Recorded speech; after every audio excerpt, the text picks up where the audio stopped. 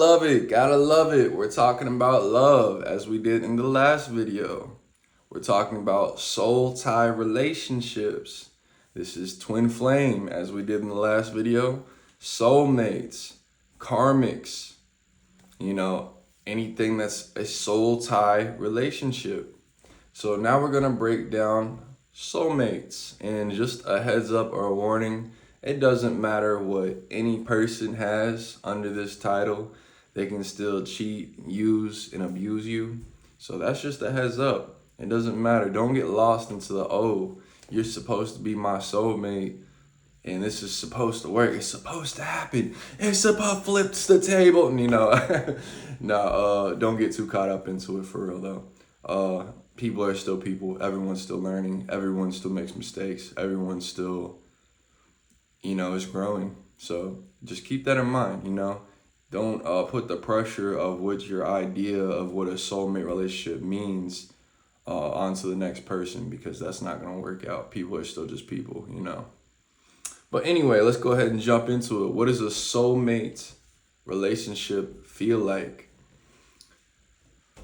As I explained in the twin flame relationship before in the last video, other than the twin flame relationship, in the twin flame relationship, you're opposites. So you do feel real love there. It's just that it's not as deep as it could be because you feel like you have so many differences. And the difference between that and in a soul tie relationship is that in the soulmate relationship is that when you're in the soulmate relationship, it scratches the surface and it's deeper. In the twin flame, it's just scratching the surface. In the soulmate, it's deeper than scratching the surface. You start, and it's because you like the same things, whatever you're into as the person you are when you meet this soulmate is what they will reflect back at you. And once again, everyone's just learning and growing, so you can't put that pressure on them. Like, you're supposed to be my person. What are you doing? You can't you can't be doing all that for real though. But in a soulmate relationship, you will realize that, besides the twin flame, all the other relationships you ever had was just playing pretend. Like, truly, you will really feel such a deep love and connection with the person that is your soulmate, soul tie. And you will feel like, one, you've known them forever. It'll feel like home because you all are so similar. It'll feel like it may be a repeated process. Maybe you've met them in other lifetimes. A lot of reasons that does happen. That's why they're tied to you in the first place, because you met them in another lifetime. Sometimes you can meet them earlier in life and not see them for a while, and then you see them again later on, and that's the soul tie from this lifetime.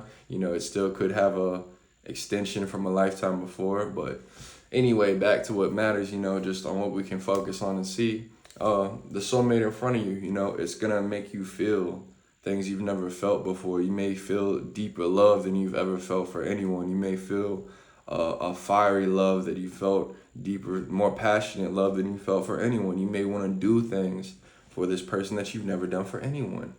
You may want to go out of your way to make romantic gestures or whatever, more than you have for anyone.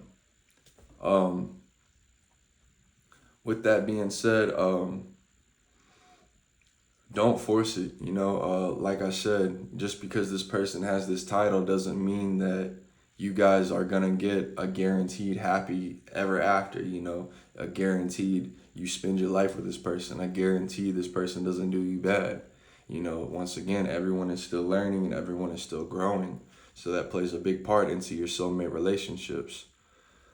The best thing I can tell you is when you get into these soulmate relationships is do your best. That's all I can tell you, because if you're not meant to be, it'll show eventually through time. If like both of you aren't ready when you met each other, it'll show. Eventually it'll fail for whatever reason, whether it just feels like their attention is elsewhere, or they're not really as into you as you felt like it or something. There's a couple of different things, but it usually revolves around just the timing not being right, or the person not being having enough growth to understand what they have right now. Because some people, they get into these relationships and we get into them so young, And we get blessed enough to have these young soul tie relationships.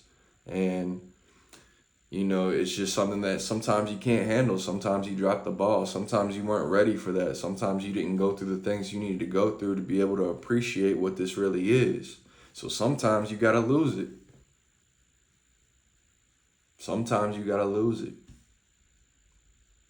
Sometimes you got to feel it just to know what you could have had, and then lose it to know how serious that was the whole time.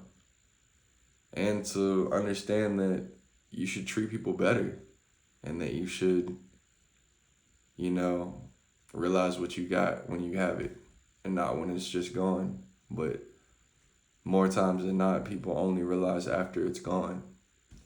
And you can do whatever you want.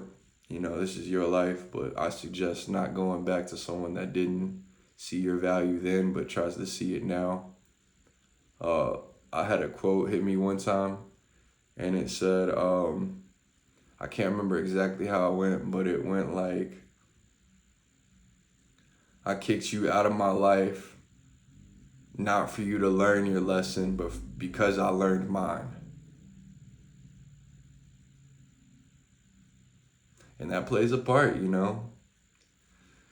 So a lot of times, once you get into these soulmate relationships, you're very much alike. You all might have super similar energy. You're probably into all the same things. The same stuff excites you. The same stuff makes you happy. But yeah, that's just something to understand. And really, once again, maybe you weren't in the position to love yourself still fully. Maybe you are only halfway loving yourself the way you should. Maybe you're not putting yourself first. Even after understanding you should love yourself, maybe in this soulmate relationship, you're not understanding you still need to put yourself first.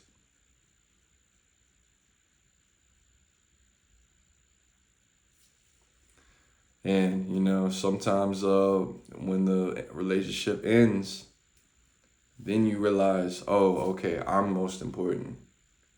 In my life, I'm the most important one. And it's not coming from a selfish angle. It's coming from a self-preservation angle, a self-serving angle, but not selfish.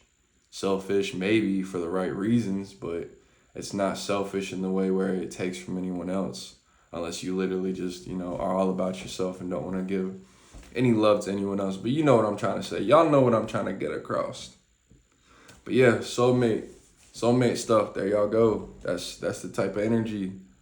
It's a crazy experience. I wish the best for anyone that has to go through it. And it's not like anything bad to go through. Once again, it's just another thing to teach you. And if anything's going to teach you in life, it'll be love. Let me tell you that. Whether you have it or don't, it'll be love. I'm out.